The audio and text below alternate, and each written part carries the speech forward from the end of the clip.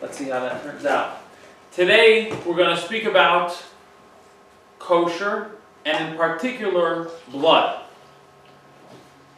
As we know, blood has been a big discussion amongst Jews ever since we've been around. But in particular, if we look in the history, amongst blood libels, we see that Jews have had claims against them, saying that they, for Passover, they slaughter a Christian child in order to put their blood in a matzah. I heard this when I was a kid. We have the Bayless trial, which happened in the early 1900s, where this man in the picture, Bayless, was accused of murdering a 13-year-old or 9-year-old boy. And what was the verdict at the end? He was innocent. What was the reason for his innocence? We had this lawyer, this Dr. Oscar Rosenberg, who said, a Jew and blood, can they be associated with one with another? Jews don't even eat blood of any animal, soaking their meat in salt and water until every last drop of blood is removed. Every egg is carefully inspected for blood spots. The prosecutor suggests they eat human blood.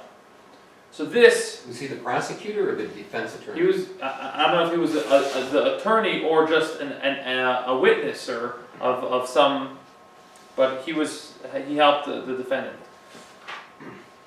So let's look at the Torah portion of this week where it speaks about a change in Jewish dietary laws from when the Jewish people entered the land of Israel. If you look at this week's parsha, Moses is talking to the Jewish people who are soon going to enter the land of Israel. And there's a change in their dietary laws. Let's look at text 1.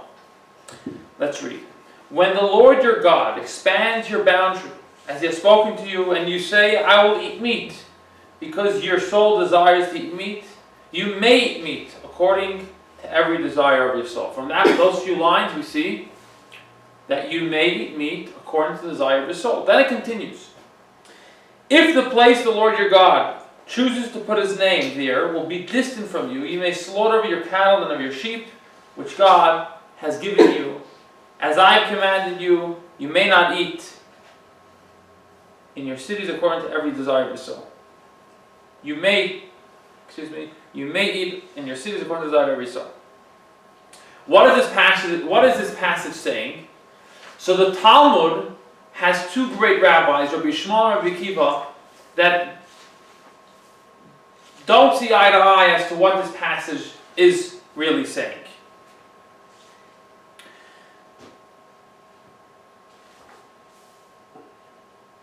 If you look at the screen, you'll see that according to Rabbi Shmuel, the Torah is simply saying meat is now permitted.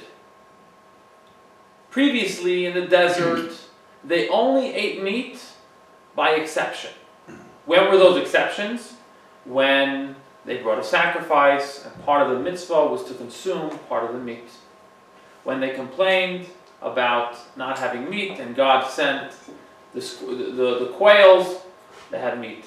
But otherwise, meat was not permitted. They had plenty of cattle, but they were not allowed to benefit from its meat.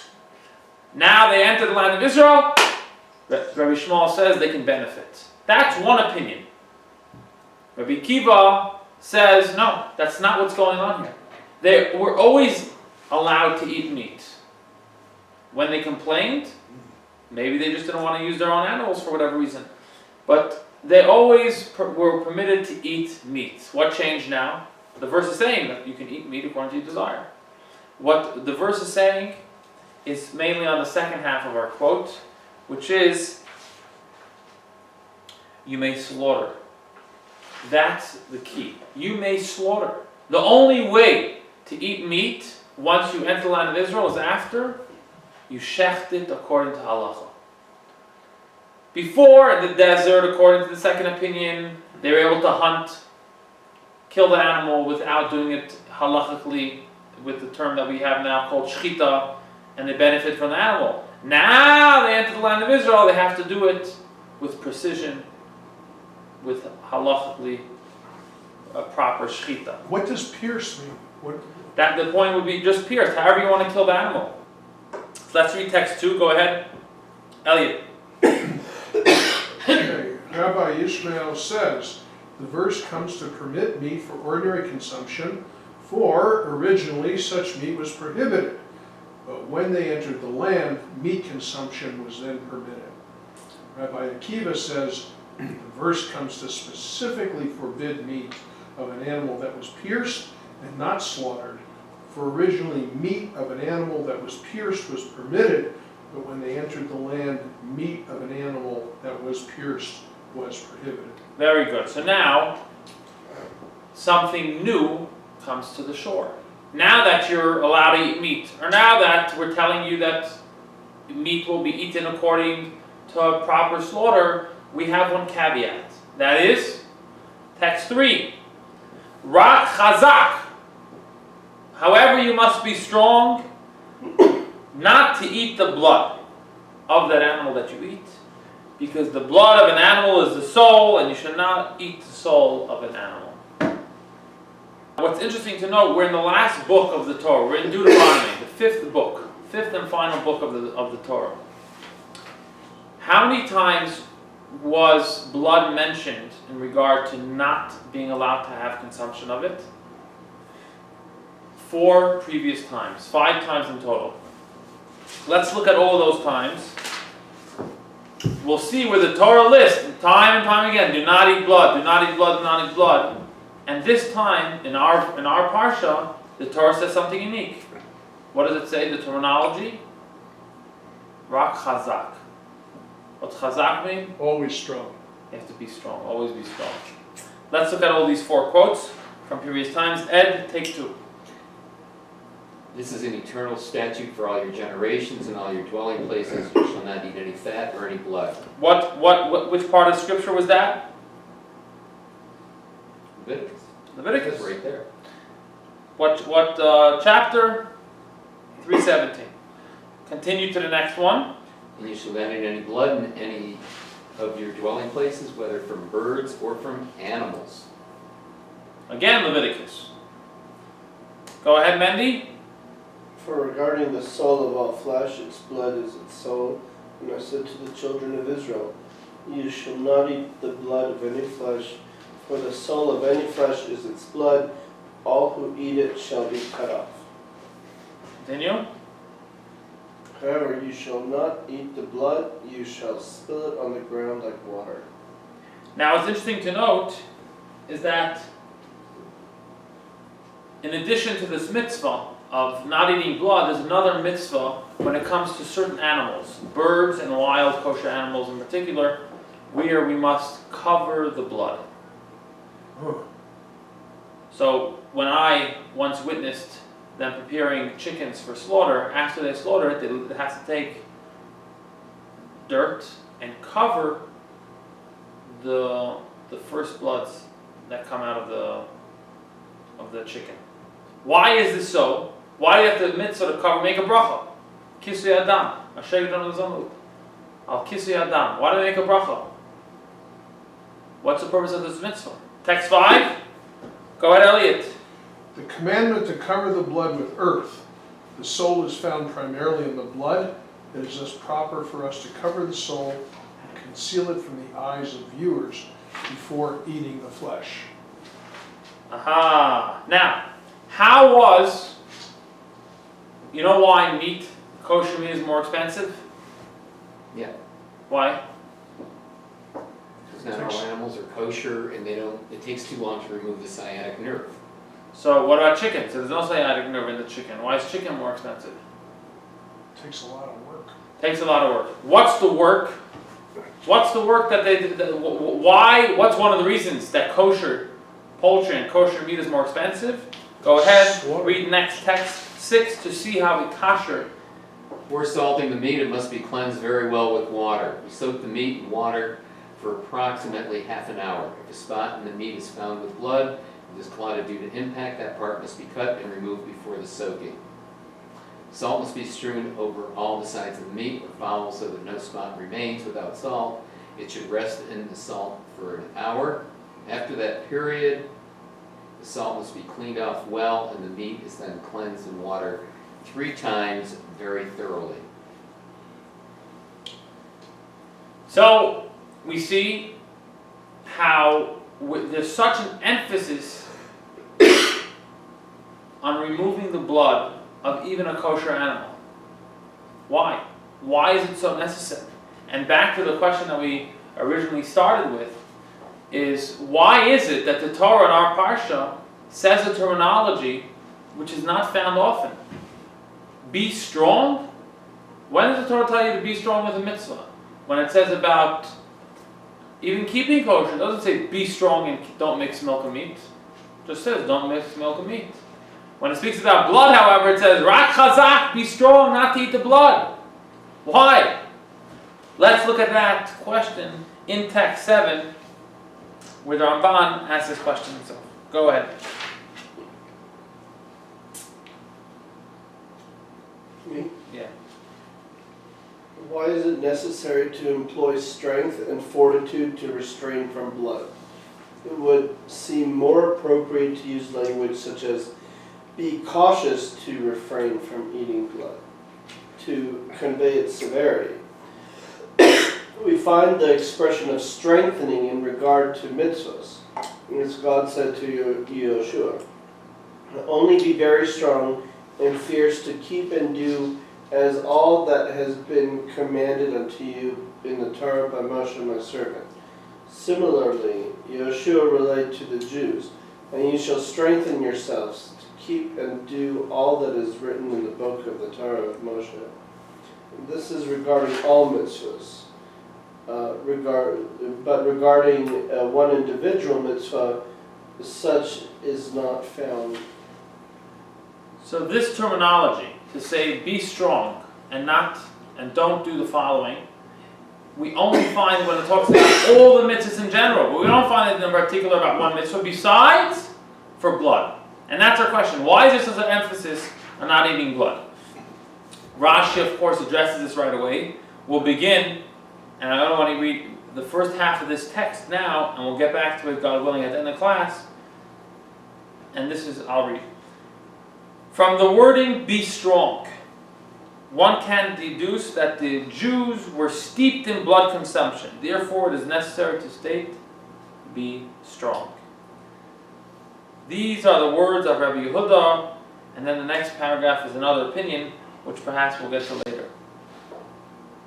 So, according to Rabbi Yehuda, the Jewish people were so involved in eating blood that the Torah has to put a stop to it and say, be strong not to. We were so into it that the Torah had to strengthen us and give us encouragement using terminology that it never uses for one particular mitzvah.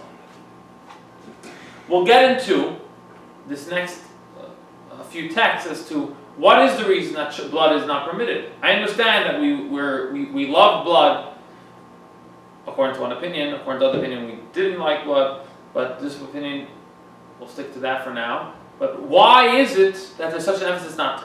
So let's look at 3 reasons for why blood is not permitted according to the Torah. We'll go for the Rambam, then we'll go to the Ramban, Maimonides, Nachmanides, and then we'll go to Kabbalistic approach. Go ahead, Elliot. Blood was extremely impure in the eyes of the Sabbath, and nonetheless they would eat it. They thought that it was food of the demons, and that eating it would be partnering with the demons, leading these demons to appear in a dream and tell the future. In truth, some of them actually found it difficult to eat blood. I don't know why. For it is despicable to humans by nature. Therefore, they would suffice with eating the meat around the place of slaughter. They believed that by doing so, brotherhood and friendship would reign between them and the demons. So the Tzaba is a book that details the orientation and the practices of idolaters. So the Rambam is gleaning from this book what's wrong with blood. They write that although blood is something which is not praiseworthy and it's disgusting to eat, these idolaters would eat it nonetheless. Why? Because they want to connect with the demons that eat blood, a spiritual force that eats blood, and by eating blood, they basically connect with the demons and have certain powers and certain gifts. That's the Rambam's take. 9b, the Rambam speaks about something else, about how meat and milk also seems to him to be something which is also from the idolaters. And that's one of the reasons why the Torah forbids meat and milk. Going to text 10. Let's get back to text 10 as well when we get back to the other half of, or we can read text 10. But this is what I want to say. Were we stooped in blood? When the Torah says be strong because we're stooped in the blood, does that mean we enjoyed blood? No. It means that we thought there was a trait or a benefit to eating blood, and that's why we went after it. It's like we know it's not good, but we want to get the benefit. That's why we were into it. In text 10, let's see. This is not a dispute regarding facts, for it's entirely possible that a person not desire something and even be repulsed by it, and nonetheless be steeped into its consumption for a different technical reason, in our case, out of the belief that it has benefits or healing properties. So both can be true. We despise blood. Human beings dislike the consumption of blood, but it can still be possible that a group of people, and according to this, Jews at a time, for idolatrous purposes, did consume blood and were very into it because of the benefit that comes along with it. That's the Rambam's approach, not Maimonides. Let's see what Nachmanides has to say. Who are we up to? Text 11a.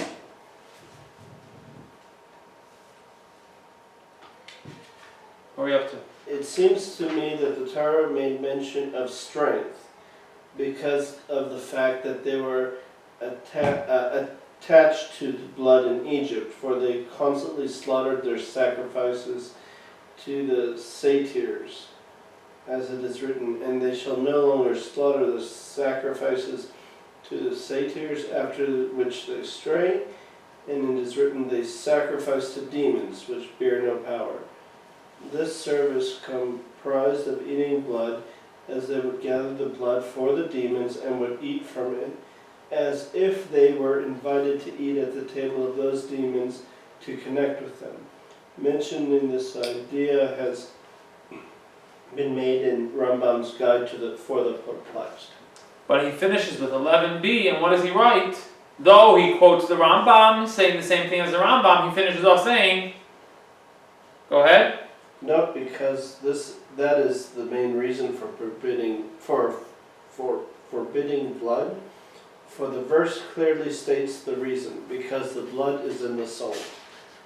So he says, with the Rambam's verse, the Rambam's opinion, and my opinion, are one of the reasons. But the Torah itself gives the main reason for why blood is forbidden. What's the main reason? We read it in the first verse that we started with. Blood is the soul. Blood, not the first verse, but because the blood is in the soul. Which means when you eat the blood, you eat the soul of the animal. And we don't want to eat the soul of an animal. What's wrong with eating the soul of an animal? And how is the soul not in the flesh? You eat the meat, the soul's not in the meat, but it's in the blood. How does that work? I'm not eating chicken, but I need a salt. I need to extract the blood out of it. Why is that? Let's look at text 12. Go ahead, Elliot. The following can be suggested with regard to the prohibition of consuming blood. Consuming blood can bring one to acquire a cruel character traits. For doing so would mean that the human not only consumes a being that lives in a body like himself, but actually consumes the part within that being that its life literally depends upon and to which its soul is bound. For it is known that animals have a soul, which the sages have named the sentient soul, meaning that it is only sentient but not intellectual, as opposed to the human soul.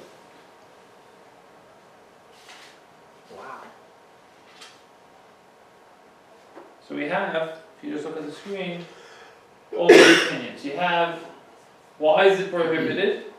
So you have the Rambam that says idolatry, it's a pagan act. Rambam says the blood is the soul. And the Chinuch explains, so what if the blood is the soul? Explains, because through that you acquire the negative character traits of the soul of an animal, which is much worse and degrading than that of a human being's soul, because a human being has what's called an intellectual soul, and an animal soul has, like it's translated here, the sentient soul, the vitalizing soul, nefesh hachiyunis. So now let's take the omnivore approach. Let's take the third approach to understand why we're not, Torah forbids a Jew from consuming blood, but still allows them to have meat. And let's show you on the screen. In Judaism, we divide the components of the world into 4 categories. We have the highest one, that of Medaber, the human being. Then you have the Chai, which is the animal kingdom. Then you have Tzoymeach, which is the vegetation, anything that grows but stays in one place, as opposed to animals that move. And then you have Doimim, inanimate objects, rocks, water, earth. These things don't move. These are 4 levels of, you could say, of a higher sensitivity, one to the other. The lowest would be the Doimim, the inanimate objects, the stone, etc. And the highest would be the human being, those who can speak. Now, and let's see that in text 13, and we'll get back to the screen to show you how you and I fit in to this picture and how we're connected and everything is really connected. Text 13. Every creature is sustained by what is below it. Plants are sustained by the inanimate, for they feed from the earth. Animals are sustained from plants. And humans, the speaker category, are sustained by animals. Look at text 14 from a classic Hasidic work where Rabbi Shalom Dov there writes as follows. Go ahead, Ed. Everything in the world is created for a specific purpose, and that purpose is achieved when it rises above its natural level. The purpose of the plant kingdom is achieved when it is absorbed within the animal kingdom. The purpose of the animal kingdom is achieved when it is absorbed within the human kingdom. And the purpose of the human kingdom is achieved when its spirit rises and absorbed within the spiritual level above them. For example, when one studies Torah and delves deeply to understand it well, he is united with the wisdom and the will of the Holy One, blessed be He, in a powerful union. So let's look at the screen. There's everything in the world. We need to take energy in order to survive. For me to survive, I rely and depend on everything that's below. The animal kingdom, or if I'm a vegetarian, or whatever, vegetation, and inanimate objects, such as water, and plants that grow from the earth and rocks. So I depend on it. Why does the human race depend on something which is lower than it? And the reason is because we want to elevate it. Everything is in this world in order to grow, to become something better. We, human beings, are here to become better human beings, godly individuals, and we are meant to make animals become human beings, and animals should create that plants, make that plants become such like animals, and plants make inanimate objects become plants. How does it make it? By including it in its life. So when you have a plant that grows from the earth now benefits and gives its nurture to the plants and now becomes absorbed in the life of a plant. When an animal eats the plants, it now becomes absorbed, part of the life and the body of the animal. So now the plant becomes elevated to the next level, and so on and so forth. But there's a stipulation. When we do it for that purpose, then we elevate it. But if our purpose is because we love the taste of this delicacy, then we're not elevating it. There's a story told where the Baal Shem Tov wanted to show his pupils and his students what happens when a person eats a bowl of delicious chicken soup on Shabbos night with the wrong intentions.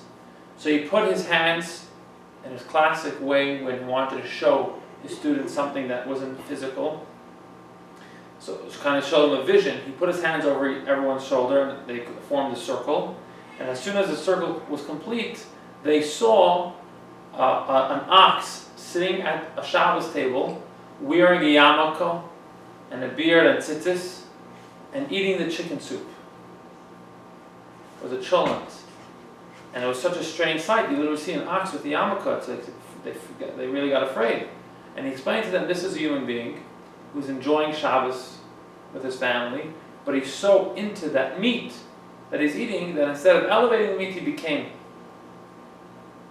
that piece of meat. He became that ox. If we want to elevate, we need to do it purposeful. We need to do it properly.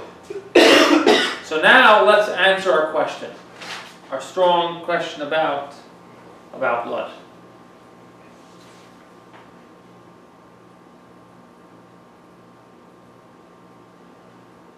The reason why blood is not allowed to be consumed in the Jewish kosher dietary laws or human person, the reason why blood is not allowed to be consumed by a Jew is because blood is incapable of being elevated.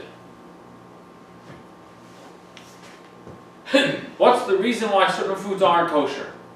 The reason why pork isn't kosher?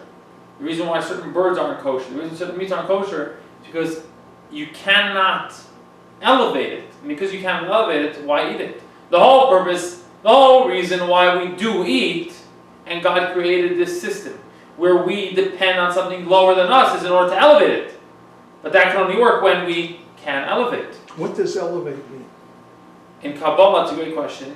In Kabbalah, it's explained that there are 288 sparks in this world called the Rapach Nitzutzos.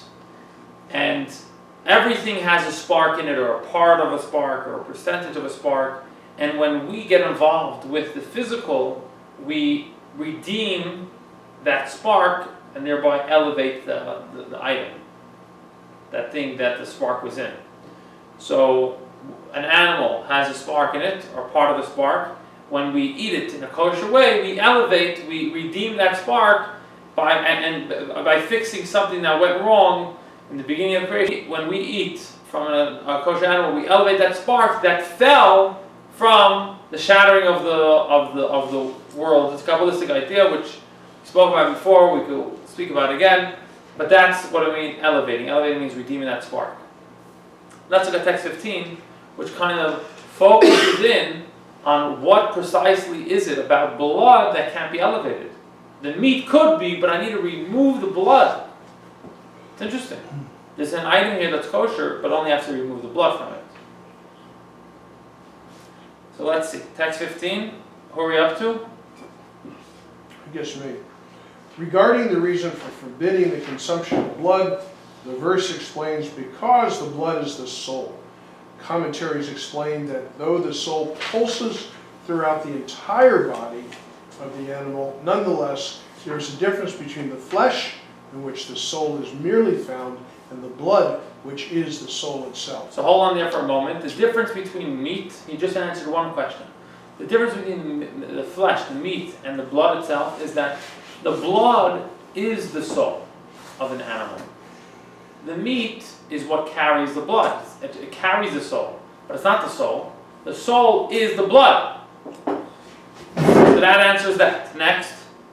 Everything digestible consumed by man becomes a part of his flesh and blood. Therefore, the nature of the foods that one consumes become entrenched within him. When one eats the flesh as opposed to the blood of a kosher animal, the soul of the animal is not so dominant within it, minimizing the impact of the animal's soul on the human consumer. In addition, the flesh must be chewed, digested, and transformed until it is absorbed into the blood and flesh of the person, further preventing the animal's very soul from entering the person. However, when a person eats blood, which does not require digestion, as does meat and the like, by consuming the blood, which is the soul of the animal, the nature of the animal will attach itself to the soul of the human, corrupting the person to become coarse as the soul of an animal.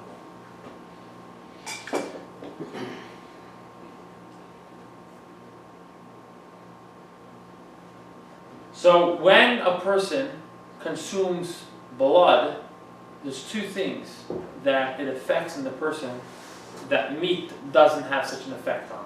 A negative effect. That negative effect, we said, is it brings, we adopt and we bring the character traits of an animal into our psyche and into our bloodstream, into ourselves. How so? Number one, the soul, the blood is the soul. And when you consume that, you're consuming the soul. When you consume the flesh, you're consuming something which held the soul, but not the soul itself.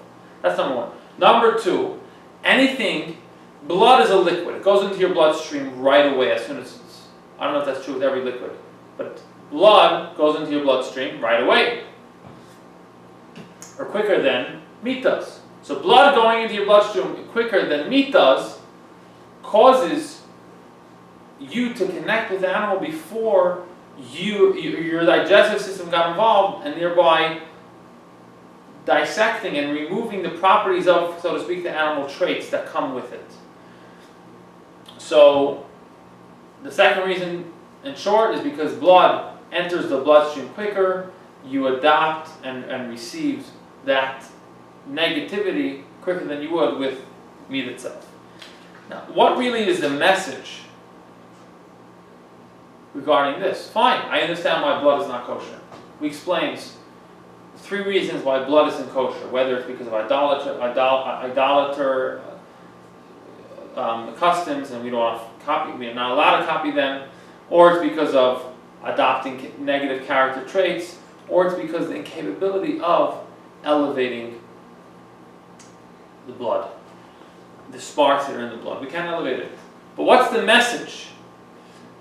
And the message is like this. When we eat food, we're getting involved in the world. When we eat flesh, we're getting involved in the world. We're going into the world and consuming part of it. But the Torah says, don't eat the blood. You're getting involved in the world, but in the world, make sure there's a limit to how gross and how coarse you get involved. How deep do we go? And that's the message that the Torah, one of the messages the Torah is giving about regarding not to eat blood. We want to be involved in the world, but not be sunken in the world. We want to remain a little aloof, but still involved. We don't want to drown in the world. So let's look at 3 texts to kind of give us practical examples of how we can adopt this idea of being in the world but remaining slightly removed at the same time. Let's look at the following text. Text 14 reads as follows. Our sages forbade eating and drinking from dawn until one prays the Amidah, the Shemona Esrei. What? You said 14, it's 16. 16, sorry. Our sages forbade eating and drinking from dawn until one prays the Amidah. They based this prohibition on the verse, do not eat on the blood. As if to say, do not eat until you pray for your blood. A notable exception would be if one is unable to concentrate in prayer until he eats. Even nowadays, though we don't manage to concentrate so much, nonetheless, if he wants to eat and drink in order to be able to concentrate, he may do so. The point is that we don't want to have a large breakfast before we put on tefillin and daven. We want our priorities to be spirituality in the world. So though we're going to eat, let not that be the first thing. Text 17, an extremely practical idea for anyone who eats with other people. Go ahead, Ed. 3 who ate on one table and spoke words of Torah, it's as if they ate from the table of Hashem. So as